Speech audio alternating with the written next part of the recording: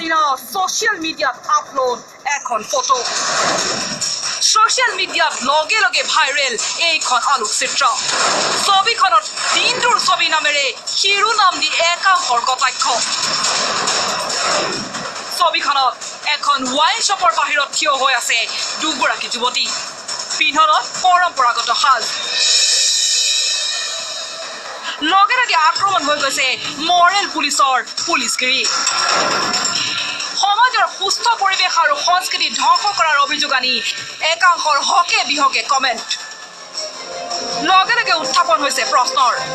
wine শ্বপলৈ কেৱল পুৰুষহে যাব পাৰে নেকি পুৰুষ মহিলাক সকলোতে সমান অধিকাৰ দিছে আমাৰ দেশৰ সংবিধানে তেনে পৰিপ্ৰেক্ষিতত নাৰীকে চৰম অপমান কৰাৰ অধিকাৰ কোনে দিলে এওঁলোকক উদ্বিগ্নতা প্ৰকাশ কৰিছে সচেতন ৰাইজে মৰেল পুলিচক কঠোৰ ভাষাৰে ভৎসনা কৰি সচেতন ৰাইজৰ মন্তব্য সুস্থ পৰিৱেশ বৰ্তাই ৰখাৰ দায়িত্ব পুৰুষ মহিলা সকলোৰে এনে ক্ষেত্ৰত মহিলা হোৱাটোৱে অপৰাধ হ'ব নোৱাৰে এই বিতৰ্কিত বিষয়ৰ বিশ্লেষণ আজি নিশা 9 বজাত